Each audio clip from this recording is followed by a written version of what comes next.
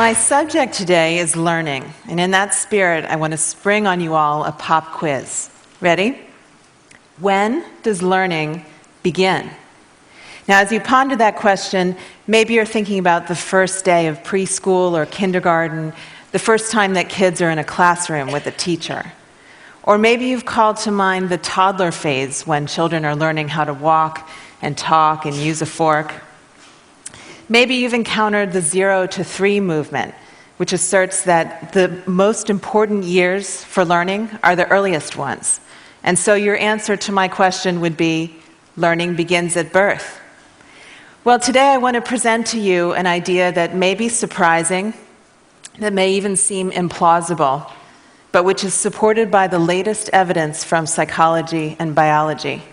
And that is that some of the most important learning we ever do happens before we're born, while we're still in the womb.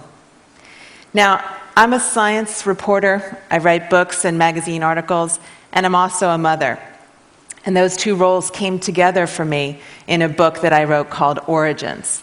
Origins is a report from the front lines of an exciting new field called fetal origins.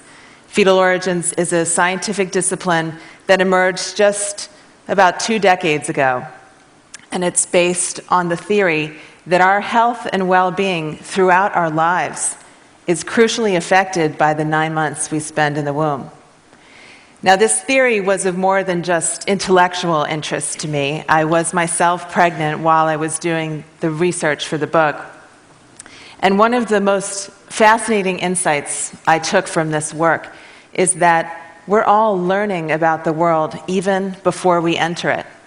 When we hold our babies for the first time, we might imagine that they're clean slates, unmarked by life, when in fact they've already been shaped by us and by the particular world we live in. Today I want to share with you some of the amazing things that scientists are discovering about what fetuses learn while they're still in their mother's bellies. First of all, they learn the sound of their mother's voices. Because sounds from the outside world have to travel through the mother's abdominal tissue and through the amniotic fluid that surrounds the fetus, the voices fetuses hear, starting around the 4th month of gestation, are muted and muffled. One researcher says that they probably sound a lot like the voice of Charlie Brown's teacher in the old Peanuts cartoon. But the pregnant woman's own voice reverberates through her body, reaching the fetus much more readily. And because the fetus is with her all the time, it hears her voice a lot. Once the baby's born, it recognizes her voice, and it prefers listening to her voice over anyone else's. How can we know this? Newborn babies can't do much, but one thing they're really good at is sucking.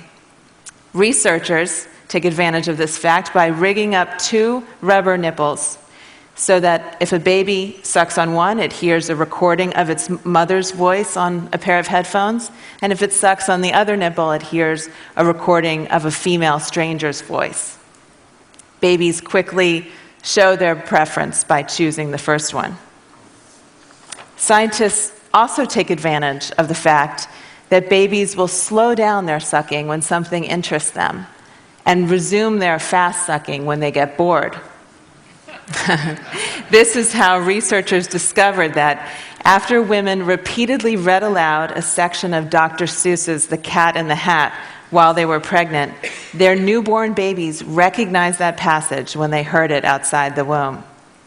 My favorite experiment of this kind is the one that showed that the babies of women who watched a certain soap opera every day during pregnancy recognized the theme song of that show once they were born. So fetuses are even learning about the particular language that's spoken in the world that they'll be born into. A study published last year found that from birth, from the moment of birth, babies cry in the accent of their mother's native language. French babies cries end on a rising note, while German babies end on a falling note, imitating the melodic contours of those languages. Now, why would this kind of fetal learning be useful? It may have evolved to aid the baby's survival. From the moment of birth, the baby responds most to the voice of the person who is most likely to care for it, its mother. It even makes its cries sound like the mother's language, which may further endear the baby to the mother, and which may give the baby a head start in the critical task of learning how to understand and speak its native language. But it's not just sounds that fetuses are learning about in utero, it's also tastes and smells. By 7 months of gestation, the fetus's taste buds are fully developed, and its olfactory receptors, which allow it to smell, are functioning. The flavors of the food a pregnant woman eats find their way into the amniotic fluid, which is continuously swallowed by the fetus. Babies seem to remember and prefer these tastes once they're out in the world. In one experiment, a group of pregnant women was asked to drink a lot of carrot juice during their third trimester of pregnancy, while another group of women, pregnant women, drank only water. 6 months later, the women's infants were offered cereal mixed with carrot juice, and their facial expressions were observed while they ate it. The offspring of the carrot juice drinking women ate more carrot-flavored cereal, and from the looks of it, they seemed to enjoy it more.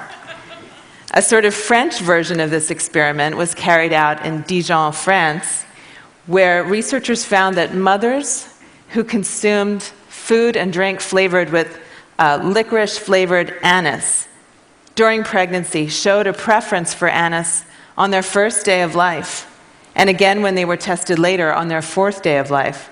Babies whose mothers did not eat anise during pregnancy showed a reaction that translated roughly as yuck. What this means is that fetuses are effectively being taught by their mothers about what is safe and good to eat.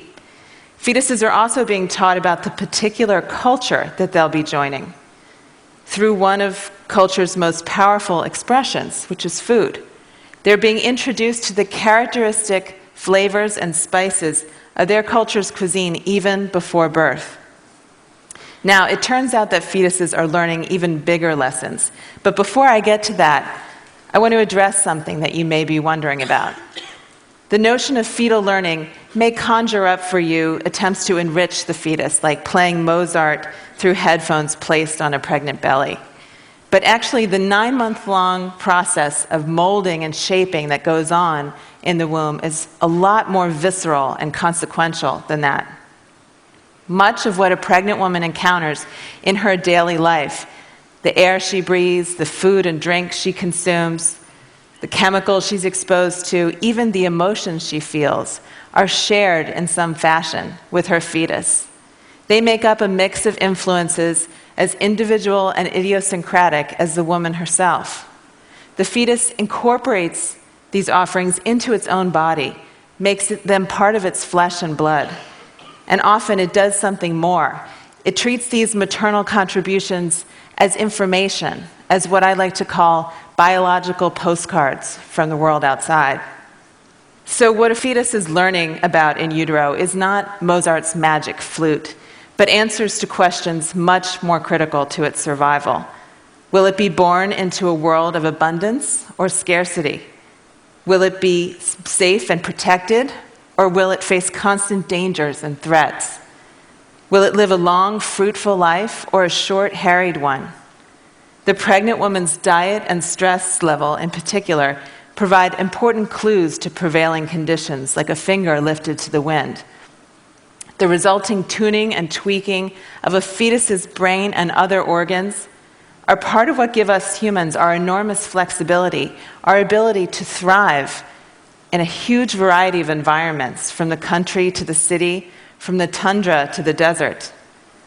To conclude, I want to tell you 2 stories about how mothers teach their children about the world even before they're born.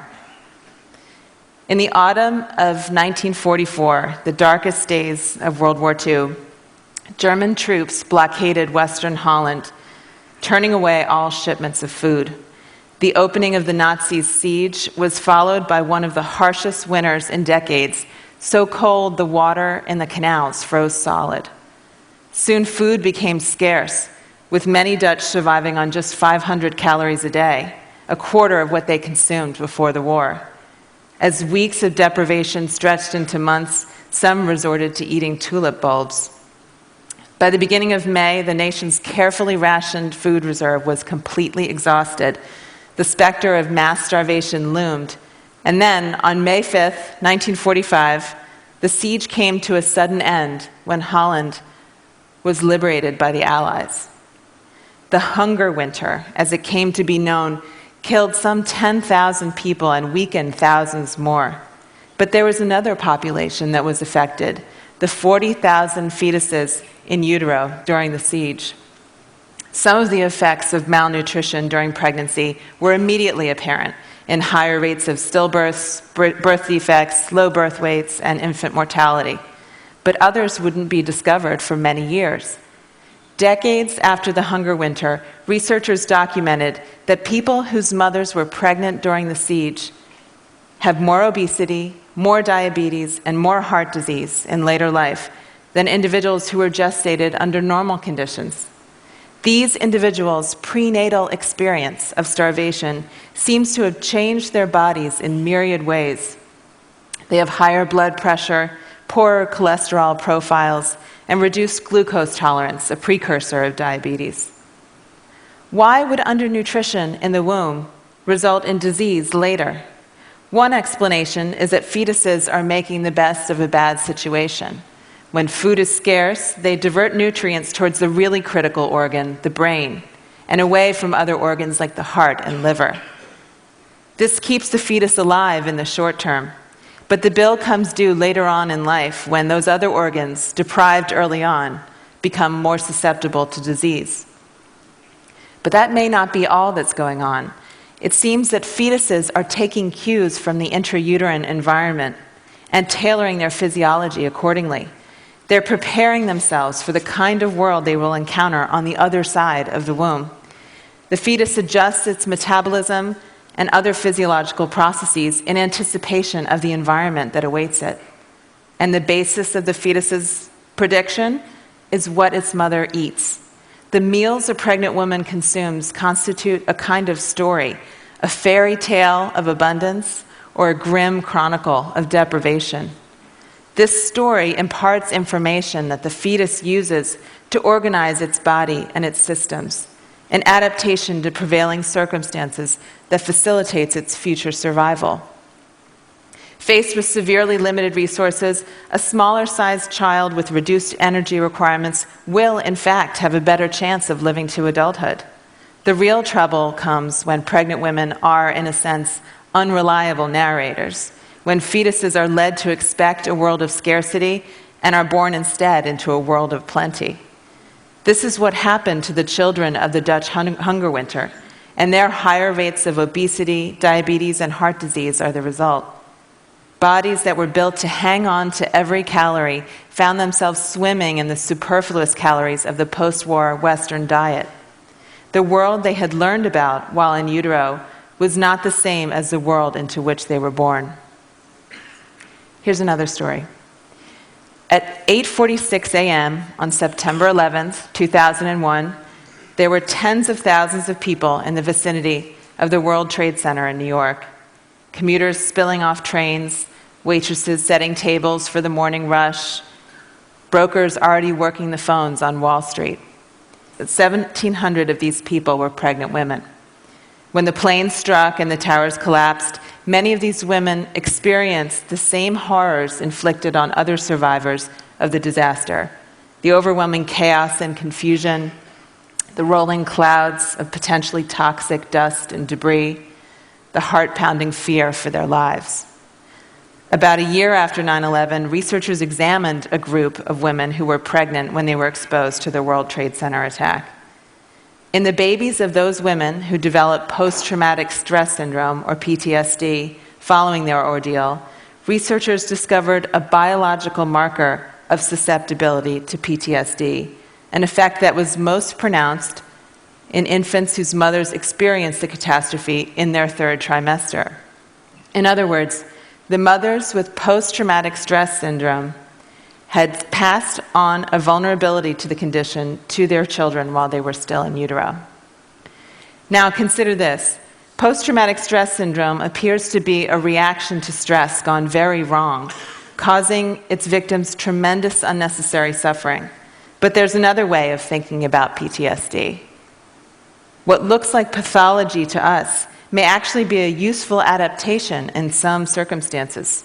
In a particularly dangerous environment, the characteristic manifestations of PTSD, a hyper-awareness of one's surroundings, a quick trigger response to danger, could save someone's life. The notion that the prenatal transmission of PTSD risk is adaptive is still speculative, but I find it rather poignant. It would mean that even before birth, mothers are warning their children that it's a wild world out there, telling them, be careful. Let me be clear, fetal origins research is not about blaming women for what happens during pregnancy. It's about discovering how best to promote the health and well-being of the next generation. That important effort must include a focus on what fetuses learn during the 9 months they spend in the womb. Learning is one of life's most essential activities, and it begins much earlier than we ever imagined. Thank you.